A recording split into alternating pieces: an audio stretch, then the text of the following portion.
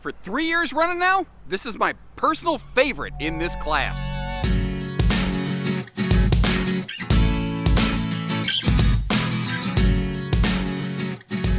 Hey everybody, Josh the RV Nerd with Bish's RV here with the Flurb, the 382 FLRB, front living room, rear bath, ensuite, bath and a half.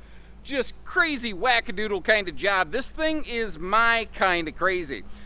They took the concept of a front living room fifth wheel and they turned it upside down, inside out, and everything in between. Basically, they took every room in a front living room fifth wheel and said, what if we just did something different with it and it wasn't the same old boring thing that everybody else makes? Now, it certainly hits a lot of those notes. We're like upstairs, you've got the opposing hide-a-beds, so this could be a really good guest sleeper kind of capacity, especially considering they're using a little bit wider hide-a-beds. That does mean they have a little bit longer upper deck, but that means that they have a little bit bigger front pass-through. But in addition to that, under the elevated rear bedroom and bathroom, they also have an additional full pass-through cavity plus a rear junk in the trunk storage system. They would have two full pass-throughs, but this one is actually outfitted with a surprisingly robust outdoor camp kitchen station with a big old griddle, a real sink with a drain, Dad's medicine cabinet to keep the bottled water and the barley pop on ice, and just a host of other things. They've cleaned up and dressed up and pressed up the decor. It's got a little bit of that kind of fun Vegas-y vibe to it, depending on which part of Vegas you go to. There's some parts that are a little maybe dirtier, but this is one of the nicer parts of Vegas on the inside.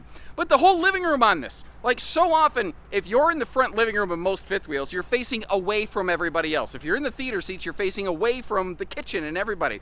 This one faces you toward it. So it either can be like a big wide open social seating situation, or you can pop up the entertainment privacy wall, basically, and have dual zone entertainment. Upstairs and downstairs can be doing different things, both of which are smart TVs, plus the bedroom has its own smart TV, plus you could probably throw another one outside. It's a couple's rig that could be so much more than that. And about the only downside to it is you need a big truck, son, to haul one of these things. All right, two actually. And by the way, if you appreciate how we go through, like later in the video, open the sofas and the storage and everything, please at least click a like button on the video or say thanks, nerd, because units like this with all this storage literally take me hours to go through, so I hope you enjoy.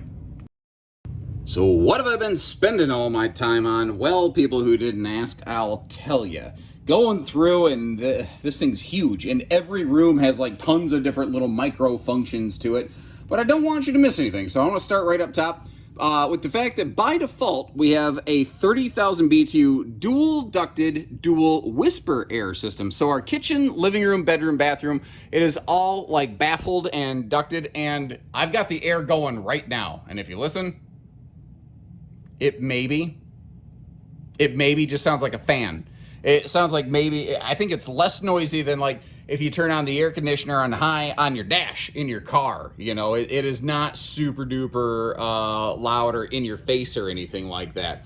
This model does a lot of things really crazy, really weird, but one of the things that it does very, very well, it does actually deceptively well, is campsite window coverage, because starting actually, even the actual entry door has its own little privacy shade built right into it. That is still a top-down pull, not a bottom-up pull, because they're using a different door, at least a different supplier, a different window style, and those pull from top-down. There's just no kind of other way around it. But the fact is, you've got amazing viewing and coverage on this thing over here. So it doesn't really matter if you're in the kitchen, if you're in the living room, you've got really good views and visibility through the whole thing. I sounded just really good views. What was that? Oh my gosh, that was way before my time. What was that? I want to say Ed Clark. That doesn't sound right. Anyway, you get like really big show. Anyway, this is what I think is so fun about this one. The fact that everything is, well, as my father would have said, it's bass-ackwards. It is so different from almost anything else that you see out there. And just the little details, like this little lightweight beam up top, it just helps kind of define and separate living room versus kitchen and all those fun different things. But again, everything in this does something a little bit different. There is a little step up right there. There's no way of getting around that, because that is where all the extra structure and steel and everything is located for the pin box up front. So if you didn't have that, you'd have cracking fiberglass all over the place. That is what's keeping the whole structure of the thing solid and square. Now, we do have a front windshield up here. I meant to have this open for you so you could enjoy, but instead what we're going to get to see is the fact that we do have this handy little blackout roller shade. If I can activate it, there we go. I got to actually push it far enough.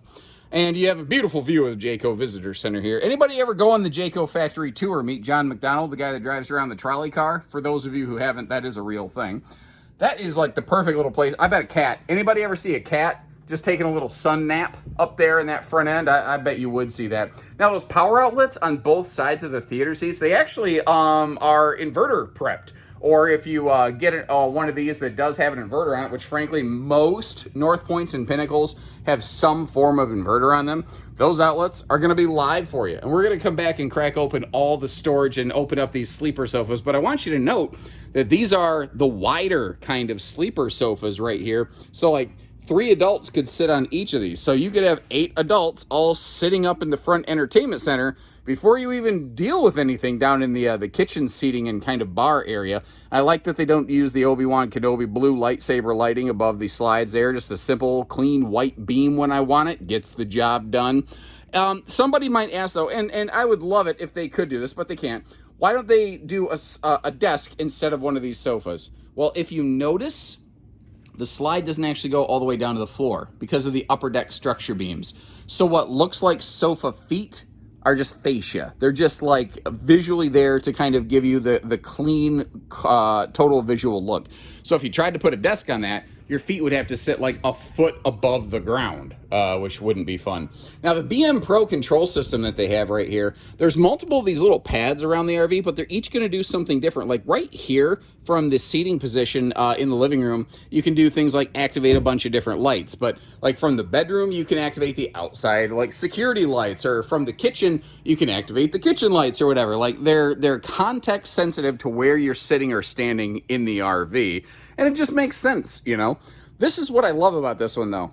It can be so big, it can be so open. But as we're going to see when we go through everything, and that double-sided power pop-up down televator right there, it can clearly, like, define, here's the living room, there's the kitchen. And if you're going to use the hide-a-beds as sleepers, it pretty much functions as a privacy wall, which is something it doesn't get a lot of credit for. And I got to tell you, I just discovered something I was not expecting. I just sat up from this theater seat, and just not even thinking about it, I stood straight up.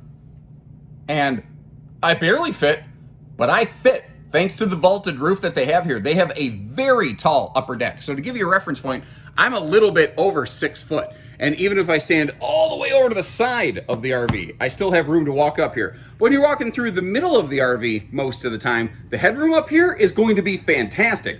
And that will be, the headroom that you're seeing up here will be the same in the shower, the same in the bedroom and bathroom in the back in general. So this is worst case scenario. It only gets better from here. I've never just straight stood up in front of this sofa before. Kind of impressed, frankly. So anyway, you get the idea there. Down below, we have the electric space heat and Tootsie Toaster. Just below, that new, just awesome JBL sound system. The problem is, I don't have the kind of audio equipment that can really demonstrate that for you. What I recommend, get in a North Point or a Pinnacle by Jayco, made in the 24 season. Bluetooth your phone to it and crank up your favorite music.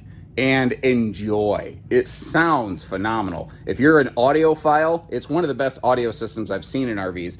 And that's kind of another thing I want to point out. They really dialed in this year, and they took the feedback. Like people said, we're tired of like different appliances, different manufacturers, different, like, well, this guy's warranty is this or that or the other thing. So these are all GE appliances. Convection microwave, the big giant oven down there.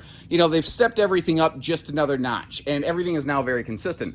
But like people said, we're tired of the crackly pleather on the seating. So Jayco said, okay, how about we reintroduce a very comfy cloth touch? And that's what you actually have up there in the living room. There was, people said, the decors, all the different colors, it's a bit much. Can we condense it down? And you might notice a little bit of an accent color over here on the island base, but for the most part, everything is just one straight, clean color through the entire RV. Bedroom, bathroom, living room, kitchen, everything. They also said things like, where you get the idea. Basically, all kinds of things that people said they wanted, like the better stereo. They're tired of crappy sounding speakers. North Point and Pinnacle went, all right, let's build you the exact RV you said you wanted. And now if you don't like it, you got nobody to blame but yourselves. Like, they got rid of that distressed gradient fade that made the farmhouse kind of cabinetry sometimes look a little dirty. Little stuff like that. I like that little pop-up power tower over there. But if we dive a little bit deeper, that table can extend for more than just a couple folks, not to mention the fact that it also has a pair of fold-away guest chairs. I only displayed one, but there are two.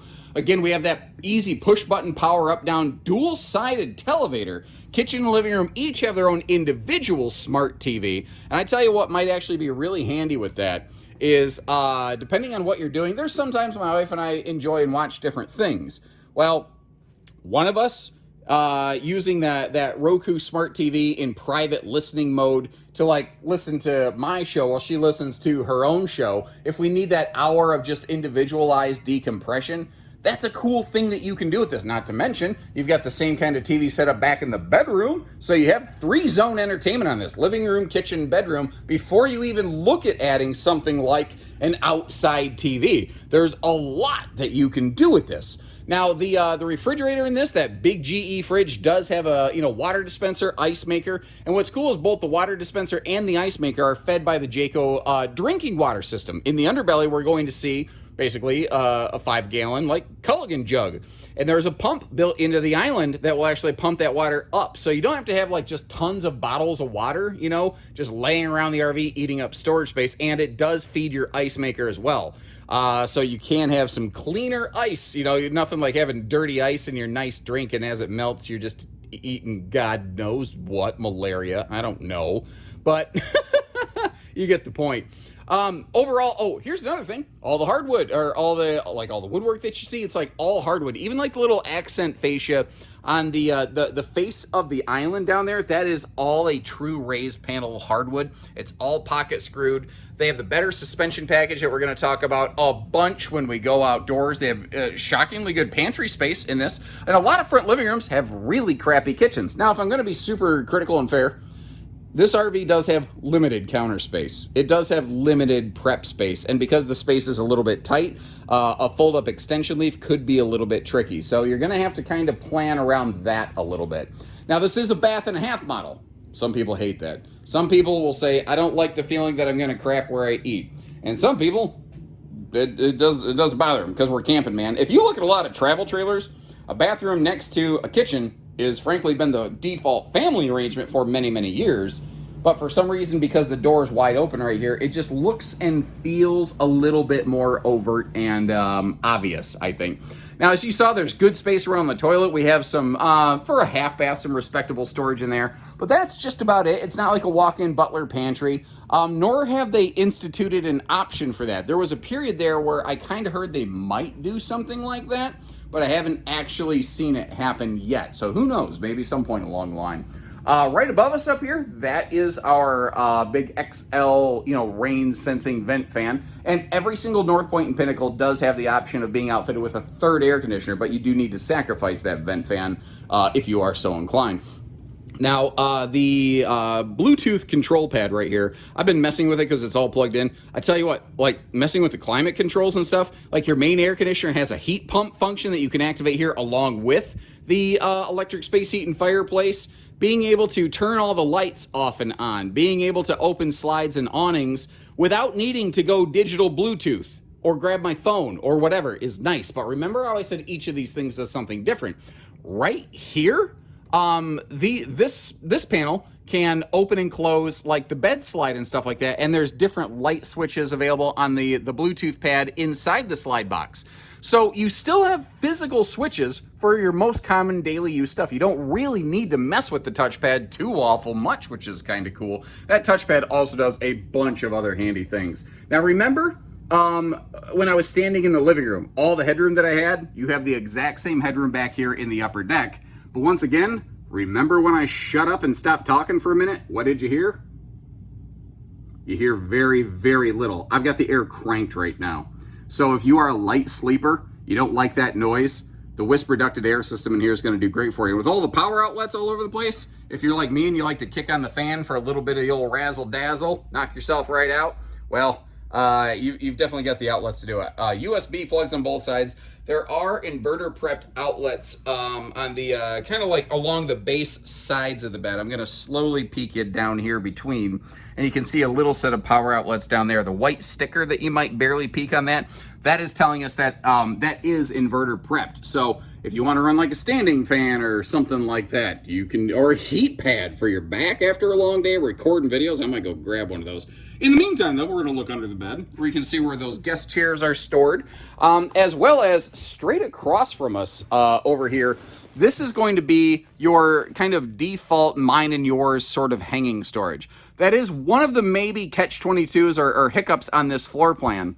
If that giant closet to the right of the mirrored thing that we're looking at right now, that is either a huge additional hanging wardrobe space with, you know, plenty of dresser storage or whatever, or it is a combo or stackable washer-dryer prep thing. But if you go stackable washer-dryer, you are looking at your only hanging storage in this model. I'd be kind of curious to know, for somebody who is going to be more full-timey RV, is that going to be a bit of a problem for you? Or, you know, could you make that work? I don't know either way. I don't have an opinion. I'm not trying to sway you. I'm just actually a little bit curious myself. Now, oh God, I looked up and one of those air vents was, it went straight down my throat. Like I breathed in, it was like cold icicle air right in my throat. But the thing is, let's talk about this. Every one of these vents can be turned and closed or opened individually. So you really have a lot of control over the air. There's also little details like these sliding barn doors. They actually have little magnet catches on them so that they hold themselves shut, which is real nice if you're getting your naked butt out of the shower. Because if you're not wanting to put on an involuntary free show, I would be one of those folks. I would never subject somebody to that visual. No therapy will ever get that out of your mind. You know, like in the 1980s, 90s, when some kid would leave Mario paused on the TV too long and Mario would be burned onto the screen, I'm afraid that that's what would happen to you. Anyway, now the space around the toilet here, the hip room is not bad. The shoulder room's not bad. The elbow room, though, you're right next to that lavatory countertop, the sink counter, and it's a little bit of a funny bone bonker. I got to be real about that. Now, these are just mirrors on the wall. It's not a medicine cabinet, but I do like how they have that backlit kind of function to them. And you might notice on the side of the counter on both sides next to each of the sinks, you do have a set of household outlets. So if you have your own little like blow dryer, electric shaver, charger, something like that, you know, you've got a nice little handy dandy spot for those. What you also have here is some very symmetrical mine and yours storage. My only critique on this is that I kind of wish at least one of them did not have the shelf below it so that it would be a little more functional for a wastebasket. But that's like my only gripe and critique in here. I love the toe kick. I love the underlit toe kick at that. So that can give you, like, I call it nighttime air traffic controller lighting. And this chunk of counter space. Anytime you have counter space, it's always handy. Kind of looks like it's almost like a home plate, you know, from the picture's point of view, isn't it? But like if you hear something go bump in the night, again, the window coverage all over the RV, you've got awesome views and visibility. Now the half bathroom, I forgot to mention this, the half bathroom does have only the little 4-inch dollar store fart fan. But in the kitchen and here in the bathroom ensuite, you do have that XL rain sensing fan. And with the vaulted ceiling, as we saw, headroom in the shower, not going to be a problem here. And that 300-pound rated fold-down seat. What's cool about that, even if you don't need to, you know, pick your leg up to shave your shins or whatever, it can be just a handy little shelf for your soaps. Although, over here in the corner, they got that handled for you, which I think is kind of nice.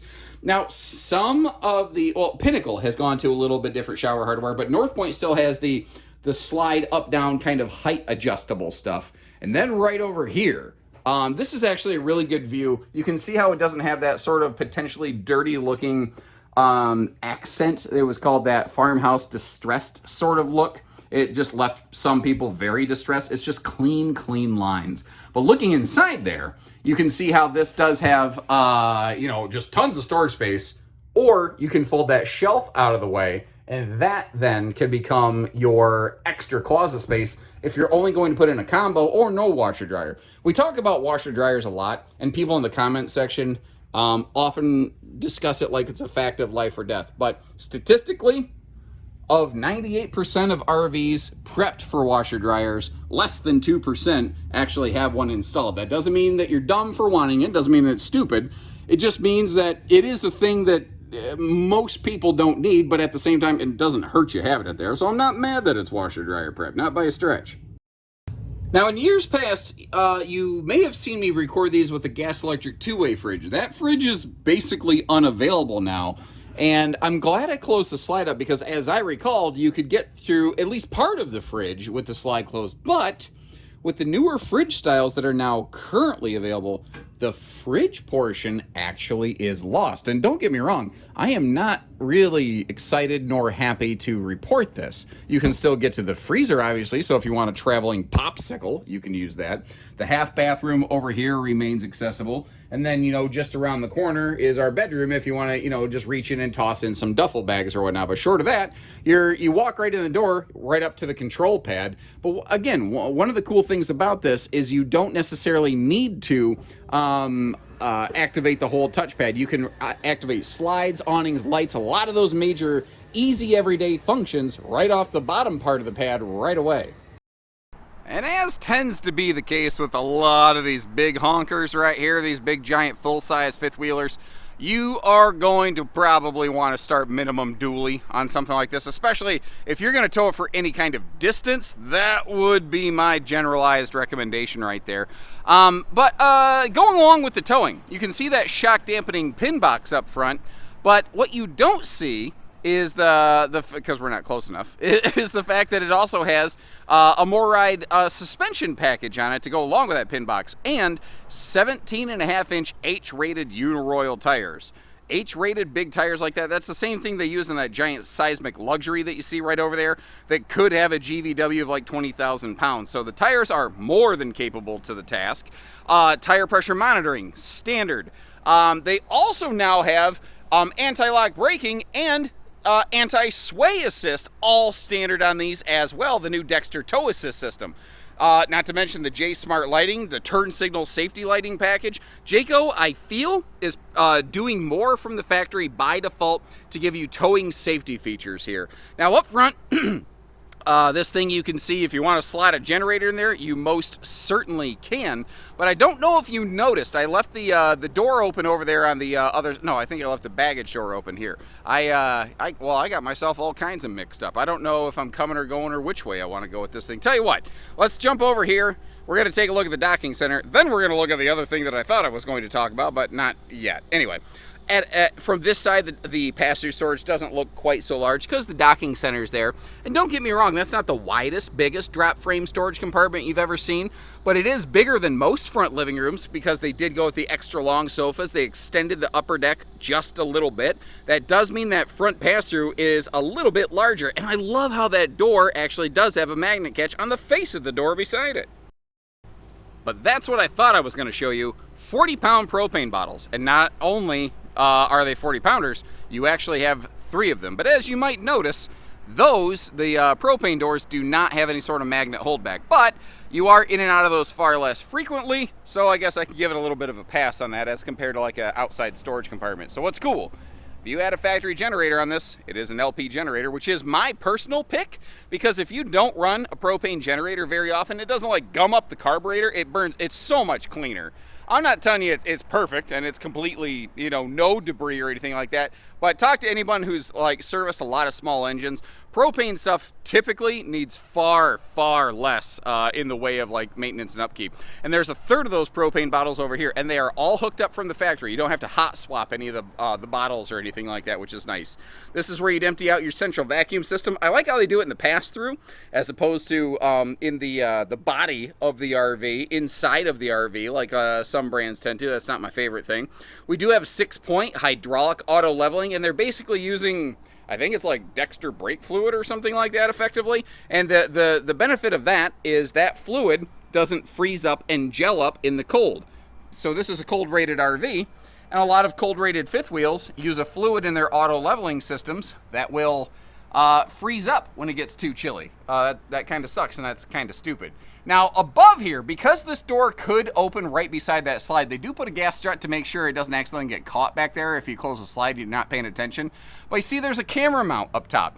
that camera mount is there so that if you want to, you could add a camera to it, almost like the garage of a toy hauler, and you can use it for like security purposes. Even though the window or the door has a window, you can actually use a camera to see what's going on. And where that can be nice is the bedroom of this actually has a place where you could mount and plug in your camera monitor. So from your bedroom, you could have views of the driver's side, the passenger side, the right under your entry door, and the back of the RV, all without ever getting out of bed and putting on pants. And anytime I don't got to put on pants, I'm a happy camper. Now, this right here is actually a big countertop extension, but I didn't quite have room to fully extend that. So you've even got some handy prep space beside that gigantic griddle over there. I love the built-in drawer, and that whole thing it's built right on. It slides open. Obviously, this drawer can, be your handy little tong kind of station right there. Somebody name that reference in the comment section. All I'm going to say is it's got dumps like a truck. A real sink with a real drain built right in there. And if you get one of these with the bigger solar packages or the residential fridge to give you that inverter, I believe 1,800, 2,000 watts, one of those two, that little mini fridge will be operational in transit, which is cool. Although, as we already saw, you don't really need it to be because you can still get inside the thing. Now, this I thought was interesting. If you add the slide awning package to this, either it was an oversight or the dining slide does not include a slide awning. Now, that could be due to the fact that you do have the power awning there. Maybe there would be a spacing conflict. I would estimate that to be the case. I have seen that happen before. But what I love here is you have a second power awning dedicated to exclusively your patio area. And that's one of the things I love about this. This RV is fun inside and it's fun outside. A lot of front living rooms, they're really amazing on the interior, but when you come outside, they're a little flat and plain. This one's a party in the front and a party in the back, man. The sewer hose caddy tube right here doing its job. Underbelly, forced air heated, enclosed, radiant barrier along the bedroom bathroom deck. The pass-through front cavity is forced air heated. Radiant barrier up the nose along the roof. Like all those hot, cold weather packagey things. Jayco does all that. Jayco's been doing that for years. Standard. Way before a lot of people were talking about it. So no questions there. 3,000-pound towing hitch on the back. Although a lot of states, this is actually long enough. I don't know that you're going to want to do any kind of doubles towing on here.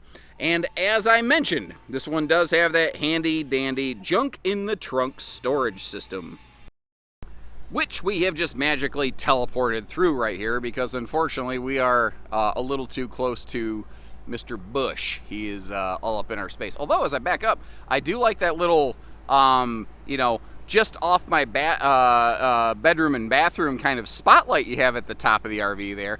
Again, you do have two outside full pass-through cavities, so I don't care that the front pass-through is a little bit smaller. They've more than made up for it. And one of the only real knocks on this that I think somebody might have is just that it does tend to be a bit of a two-headed sewer monster. I do like that all of the sewer stuff is not, we're directly under the bedroom slide, so yes, it is technically under a slide, but you know what I mean. You're not actually like hands and knees crawling under like a theater seat sofa slide or something like that. You can reach all your gate poles and everything. It's just very simple. It's very easy. You've got the sewer hose caddy tube back here. I think for a big rig like this, they did about as good as they could have in that regard, but you're probably going to want like a small Y splitter, but it's so small, I don't think it's going to be too big of a deal, but you know what? That's my 2 cents. That doesn't mean that's what's going to work best for you. So thanks again for tuning in on just this beautiful day over here. I will leave you a link in the video description to check for pricing and availability. Wherever we have one of these parked, you'll see it listed right there with its individual price because, sorry. Holy cow. Shipping costs, options can all tweak the price on this by thousands of dollars. So that'll always tell you where the nearest one to you is and what we're asking for it. I'll also leave you some links to some other things like a Montana front living, a Paradigm front living, something like that. Take a look at those if you don't mind. Let me know which one you prefer and why. And until next time, take care, stay safe, have fun, and happy camping, everyone.